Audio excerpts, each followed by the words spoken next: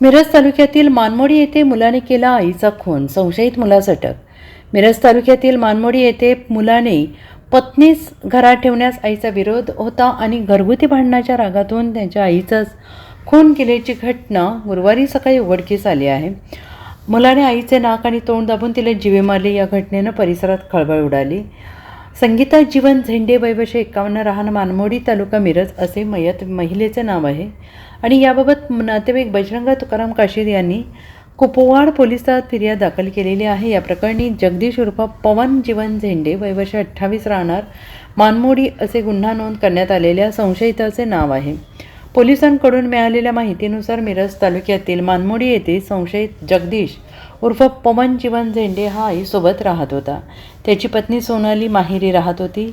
सोनालीच घरात ठेवण्यास आईचा विरोध होता आणि यातून झालेल्या घरगुती भांडणातून कारणावरून संशयित जगदीशने बुधवारी मध्यरात्री आई संगीताला कशाने तरी तोंड, नाक, गळा दाबून जीवे मारल्याची घटना गुरुवारी सकाळी उघडकीस आली. घटनेची माहिती मिळताच कुपवाड पोलीस ठाण्याचे प्रभारी अधिकारी आनंदराव घाडगे यांनी पोलीस पथकासह तातडीनं घटनास्थळी धाव घेतली.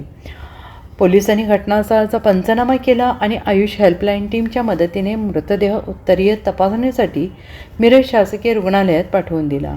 या घटनेचं गांभीर्य ओळखून सांगलीचे उपविभागीय पोलीस अधिकारी संदीप भागवत यांनी घटनास्थळी भेट देऊन तपासाच्या अनुषंगाने सूचना दिल्या. तपासादरम्यान पोलिसांनी संशयित जगदीश झेंडे याला ताब्यात घेऊन त्याची सखोल चौकशी केली. सुरुवातीला टाळाटाळ करणाऱ्या जगदीशने अखेर आपला गुन्हा कबूल केला. या हृदयद्रावक घटनेमुळे मानमोडी परिसरात खळबळ उडाली असून परिसरात हळहळ व्यक्त होते आहे. अधिक तपास प्रभारी अधिकारी घाडगे करत आहेत. MIDC कुपवाड पोलीस ठाणे हद्दीत मानमोडी गावामध्ये एक खुनाची घटना घडली. त्यानुसार गुन्हा रजिस्टर क्रमांक 92/2026 BNS कलम 103 1 प्रमाणे गुन्हा नोंद करण्यात आलेला आहे. सदर गुन्ह्यामध्ये मयत महिला नामे संगीता जीवन झेंडे, 51 वर्ष अशी असून तिचा भाऊ बजरंग तुकाराम काशीद यांनी फिर्याद दिल्यानुसार सदरचा गुन्हा दाखल करण्यात आलेला आहे.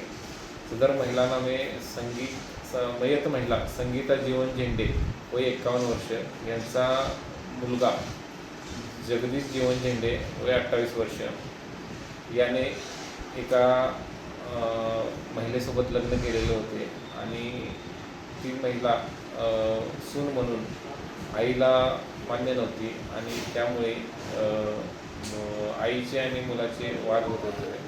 आज त्या वादाचा राग मनात धरून पहाटे जगदीश जीवन झेंडे यांनी स्वतःच्या आईचा तिला नाकतोंड दाबून तिथं खून केलेला आहे. अशा अनुषंगाने गुन्हा दाखल करून पुढील तपास आम्ही सुद्धा करीत आहोत. Bureau report SVN Marathi, मानमोडी.